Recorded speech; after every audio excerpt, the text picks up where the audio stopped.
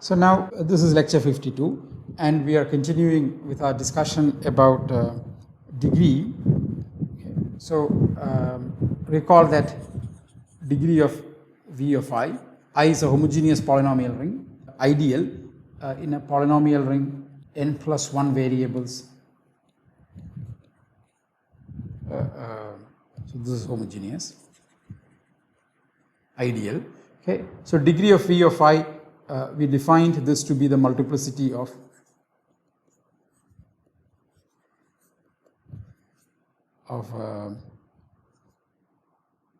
S mod of S mod I, okay.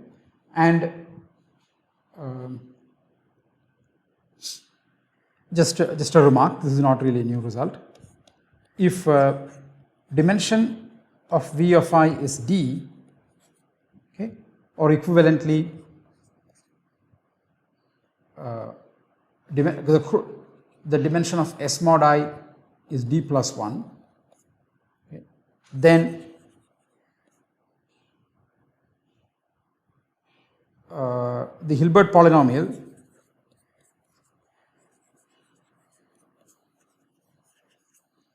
of S mod I is of the form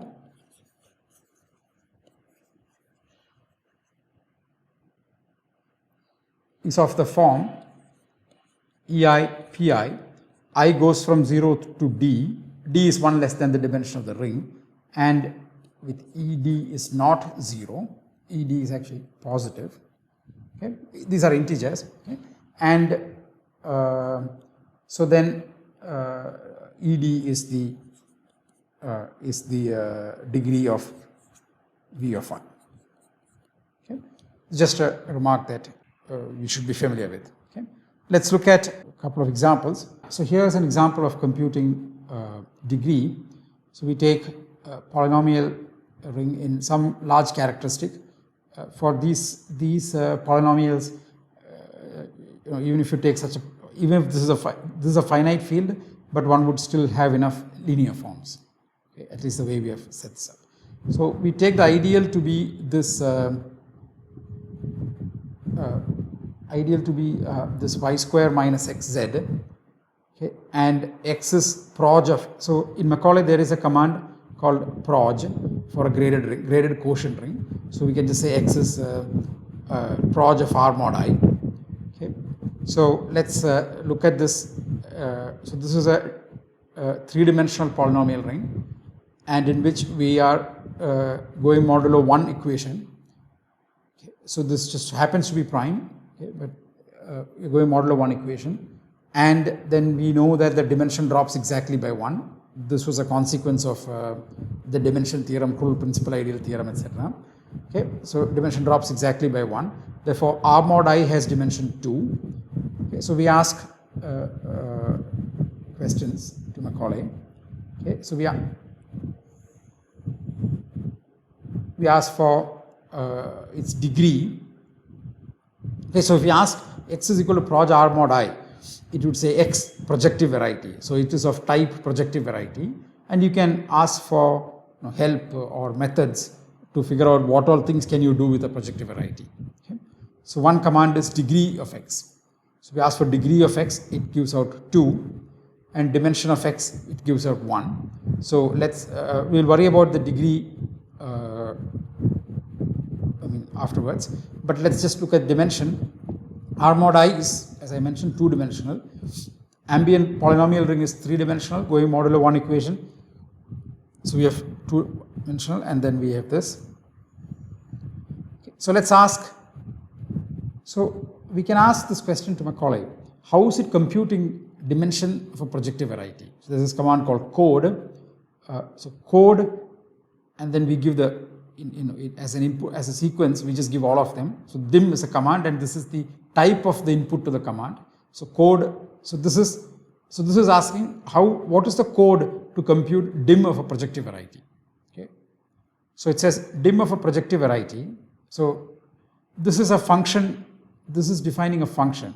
So it is a function, okay, which takes x to the dimension of the ring of x to -1. So this is how we have been discussing dimension of a projective variety. Okay, so this is not surprising at all, and it's a good idea to sort of try to understand how something is computed, at least so that maybe we don't understand, but at least as much as we can understand, we can see that the computations are correct. Macaulay has been around for some time, and all of this code is public, so it is. If there are mistakes in these, people would have noticed it. But okay. So let's ask. Okay, so now you should do this yourself. How is the dim of a quotient ring computed? So you give code in brackets dim comma quotient ring. It will tell you how that is computed, and then sort of you do it multiple times repeatedly to figure out how it's going. So as an exercise, do this. Okay. But let's ask, what these quantities are. Let's ask for ring of X. Ring of X is this. Then ask for its dimension. Ring of X, and then dim O is just the dimension of the previous output. Okay. So what is the? When we ask for dim of X, it tells us it is R mod y square minus xz. We knew this, but it's a good idea to run these commands and check. And it is of type quotient ring. Okay. And we ask for its dimension, it is 2. Okay. So it is, this dimension of the projective variety is computed exactly as we were discussing in the lecture. Okay. So the ring is 2-dimensional, and Vi is inside P2, 3 variables. So it's P2 is 1-dimensional. Okay. Now let's see what this intersection with open sets looks like. Okay. So this is a little trick. Okay. What we really need is we should map the polynomial ring, okay, to a new ring in which X goes. There was X, Y, and Z. The Y and Z should be, I'm sorry, there was a typo here. This should be Z1. Okay, so it should be mapped to a polynomial ring in 3 variables. X as it is itself. Y1 as Y1 should be what is Y over X, and Y2 should be what is Y over sorry, not Y2, Z1. Z1 over Z1 should be Z over X. Okay, so that's what is written here. X times Z1 is Z. So with this ring map, if you extend I, okay, and then invert X, then we would just get a polynomial which involves constants y1 and y2, okay, because it is homogeneous. Okay. So just think about this. If you have a homogeneous polynomial and we make this substitution, homogeneous polynomial x, y, z, and y we substitute as x times y1, and z we substitute as x times z1, then that whole polynomial will now be x to the degree, the common degree, the homogeneous degree, times some polynomial which does not involve x at all, which involves just constants y1 and z1. Okay. So that's what you have to do, but the cheap trick is just to substitute x to be x to 1. Okay. So this is just a trick. Okay. It just works. Okay. So Ix we just substitute as x equals 1. So remember, this is the equation. Okay. So if you do this correct operation, we would just get y1 square minus z1, but just call y1 and z1 as y and z. We just got this. Okay. So on that open set, okay, which is like spec of k y z, this x is defined by y square minus z. So in real picture, it's a parabola. Okay, so what we have done here is just a shortcut. Okay, the y and z that we see here are really this y1 and z1. So keep that in mind. So x intersect ux looks like a parabola. I mean, assuming that we are plotting the real values. Okay, but it's only to keep a picture in mind. And we can similarly do iy, in which we divide the polynomial by y and then remove that part, and so then it would be xz plus 1, xz minus 1, okay, or 1 minus xz. So it's just like setting y to 1. Okay. Again, remember that this x and z are not the x and z of R, this is really the ratios of x and z to y, x over y, z over y. Okay, so that's a different. So it's like a over R. It looks like an hyperbola, and in the case of z should be same as same as x, because there's not. I mean, x and z are interchangeable the way it is described. Okay, so x, this looks like ux. So now what we would like is to go modulo. This is a one-dimensional set. We saw that topological. We saw that if we can go modulo one equation and then check what happens. Okay, so I took a random polynomial, and as we talked about it earlier, if the field is large enough, then theorems for which we are look for general elements will probably work if you run the random command. Again, this is just a belief. There is no proof, but if you run the random command enough times, the result that we would get would agree with what the general linear form argument would give. Okay, so now we can ask dimension of the variety of ideal of L. We could have just asked projective variety also. Okay, if a homogeneous ideal, variety command will produce a projective variety, and it says it is 1. Again, in P2, we go modulo 1 equation. So the 3 variables became now 2 variables, and after some change of variables, it became 2 variables, and its proj is one-dimensional. So that's what we have here. Okay, and let's look at why is it called a linear form? Well, it's okay. Well, look, if you do this here, inside P2, it looks like a line. This is some linear equation whose solution would be y. Okay, so this is a line in Ux, and similarly, by looking at this, if you invert y, if you invert z, any of them, it will all look like lines. Okay. Now let's ask, if you take minimal primes, so this is slightly longish command, ideal of the ring of X, which is y square minus xz, plus ideal of L, which is the general form that we just constructed here on top. Here, this one. Okay. So then let's take a Grobner basis, because if you just write the sum of these two ideals, you'll just put the generators together. It won't tell us, it won't sort of simplify it for us. So we ask for a Grobner basis, then we ask for its generators, and so we want to convert we don't want Grobner basis. The output of GB command is of type Grobner basis. We want an actual ideal. We don't want the extra structures associated. For that, we just do ideal gens GB. Okay, so much of it tells us what this ideal is: y square plus y square minus zx, comma general linear form.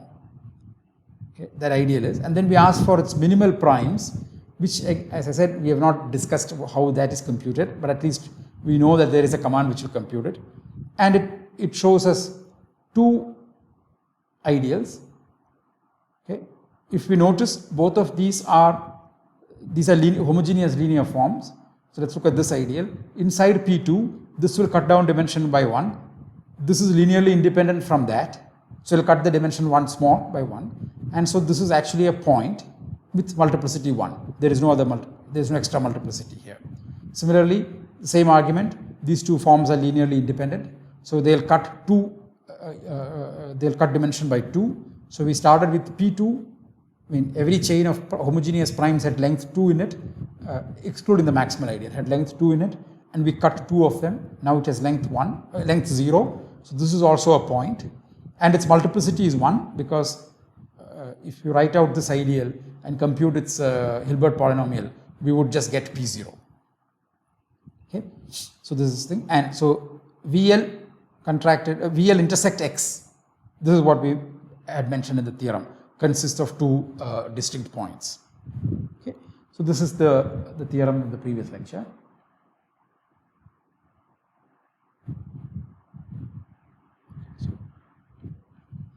Yeah. So now we look at Hilbert polynomial of X. So it is minus P0 plus 2 times P1, and as we notice that its dimension is 1. This P1's 1 says its dimension is that, and coefficient of P1 is 2, which was the degree. So if you just compute the Hilbert polynomial of a projective variety in Macaulay, it would tell us what the degree and dimension is. Just this exponent here is the degree, is the dimension, and this coefficient, this coefficient 2 here is the degree. Okay, so this is just preliminary things about computing degree.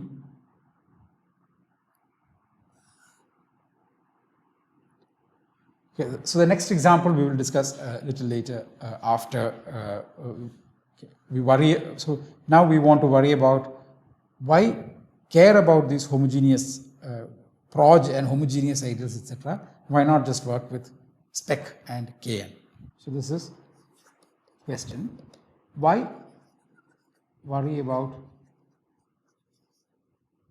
proj? It already looks very complicated construction. Proj of n, a ring in n+1 variables, and instead of spec, okay, or Kn. I mean, equivalently, if you are working over an algebraically closed field, just Kn. Why not? I mean, why do this? Okay. What is the advantage of doing graded things over non-graded things? Okay. So this is a little. I mean, there is no direct justification for this. Okay. So we'll see a few things here and there in the next 2 to 3 lectures. Okay. So the motivation is that Pn, well, this is a very loose statement, is compact.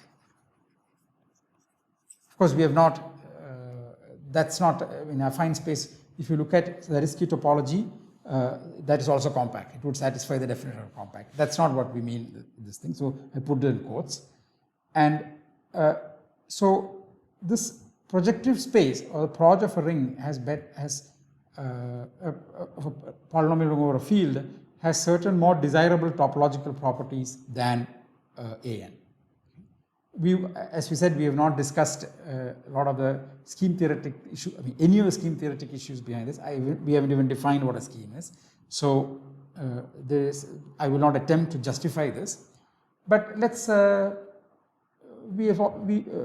is possible. I mean, it's likely that you have seen an example of this in complex analysis, in undergraduate complex analysis.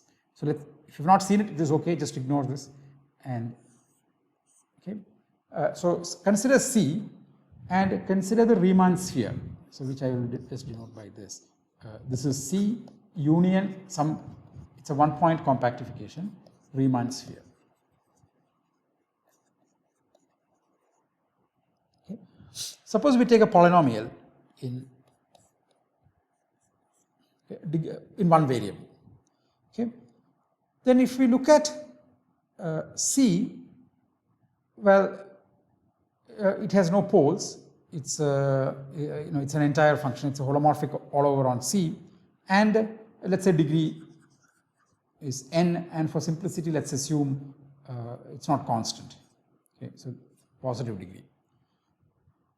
I mean, it is true for constants also, but okay. If we think of C as a function from f as a function from C to C, it has n zeros. That's a fundamental theorem of algebra. Okay. F gives a function from C to C that has n zeros. Okay. Fundamental theorem of algebra.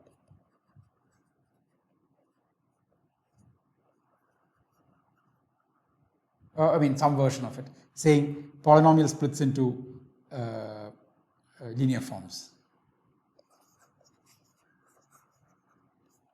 Okay, so this is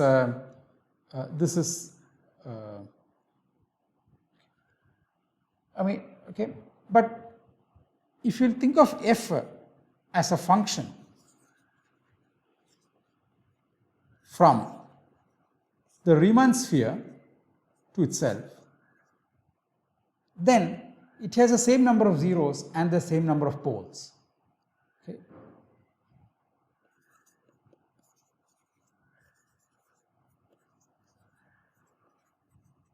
because poles, well, infinity is a pole of order degree of n. So it's like same number of poles counted with multiplicity, poles and zeros, okay, counted with multiplicity. Again, when we say it has n zeros, this is counted with multiplicity. I mean, it is possible that f is just some x minus 1 squared, okay, counted with multiplicity.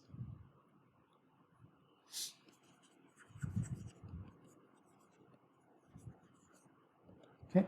When if you have a polynomial of degree n around the point infinity inside here, okay, it would look like, I mean, if you change coordinates, it would look like z to the minus n. So therefore, its number of poles is equal to the degree. That's the thing. So the point is order of the pole at infinity inside this point is degree of f. So there is some, so bringing in this point C, point to make C the Riemann sphere has this advantage that in functions, for polynomial functions, it brings in a symmetry between poles and zeros. Now if you look at rational functions, then this is, I mean, therefore this is true for all rational functions also. If you have a rational function f over g, f divided by g, well the poles and for both f and for g, because they are polynomials, the statement is true. So therefore it's true for f divided by g also. Okay. And we do, okay, so and what is a pole for f would be a 0 for 1 over f and so on. Okay, if you look at it, if you work in this context. So it brings in some extra structure or some symmetry that can possibly be used. Okay. So this is one so let's say one motivation. Okay. It's not without actually proving what, without actually making sense of what this quote unquote compact is and proving the statement, I won't be able to make sense of it any further. And I will not try to attempt that in this course. Okay, so another point, so this is one thing. Another sort of, another example. Why going for this, this bigger space is desirable? In fact, again, we won't prove it. We can think of C as spec of Cx and then C hat as proj of Cxy. This is okay. So therefore, we the passage from C to C hat is exactly like the passage from proj of a polynomial ring in one variable to proj of, sorry, spec of a polynomial ring in one variable to proj of a polynomial ring in two variables. Remember, we have to if there are n plus 1 variables in the corresponding affine piece, there are only n variables. Okay. Corresponding piece where you look at the spec, there are only n variables. Okay, so another example is if you take two lines in K2, okay, need not meet,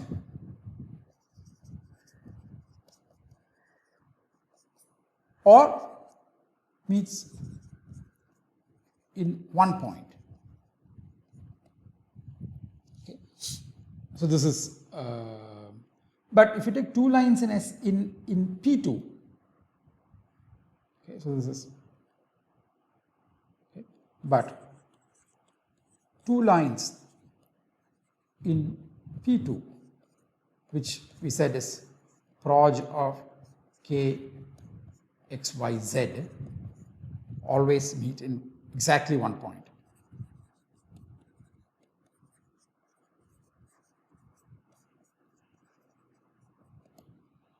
Okay. And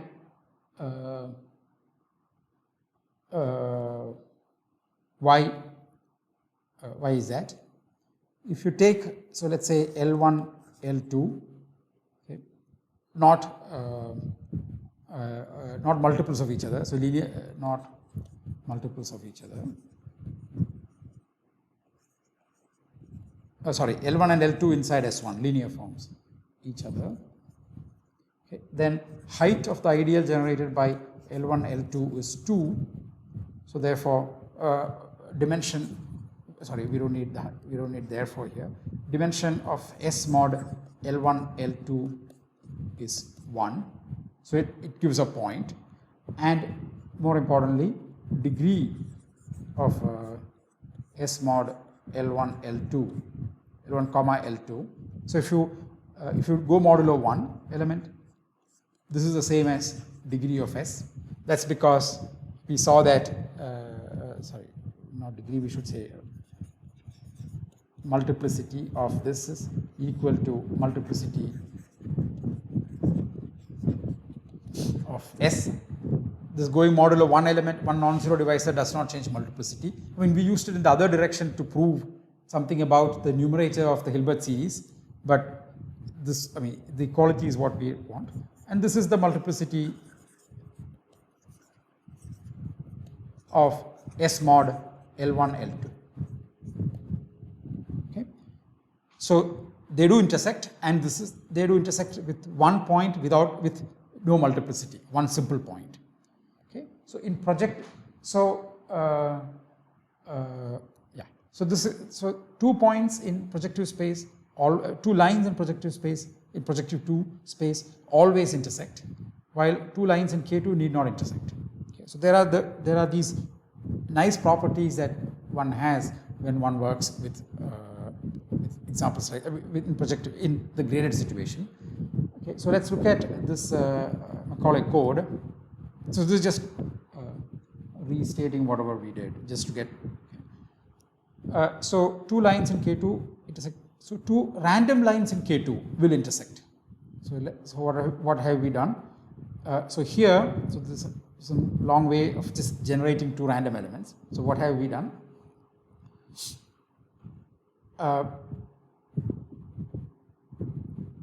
So forget about Gen's GB ideal. What we are concerned about is what does this thing between this leftmost bracket and rightmost bracket do? So here is a sequence 1, 2. Now apply to every element in this. So this sequence slash a function is just a shorthand for the apply function. So apply to every function, apply to every element of this, the function, which takes I to the sum of some things. Okay, now what are those things? Take the list 0, 1, and to this list apply the function d. So d is either 0 or 1. D is first 0 and then 1. A random element of degree d in R. So what it is saying is, for each I, pick first a random element of degree 0 and then a random element of degree 1, take the sum. So this is just an inhomogeneous polynomial of degree at most 1. So that's what this sum open bracket corresponding close bracket gives. And do this for I equals 1 and I equals 2, meaning to generate two inhomogeneous linear polynomials. Linear polynomials with a constant term. Okay, so we want okay, so and then we ask it to simplify the expression. So Gen's GB ideal. So then it says so this thing, that ideal has a solution. Y equals, y plus 4078 is 0 and x minus this number is 0. So in other words, 13604 comma 4078 is a solution to this equation. So these two lines, the lines that were randomly generated, they do meet. Okay, so just an example. And parallel lines, it's very easy, just like x plus y and x plus y plus 1. And clearly, if you ask for this thing, one is in the ideal. So this is not going to meet anyway. Okay. So that's what we mean. Okay, so this has to do with the next topics, which we will do in the next lecture.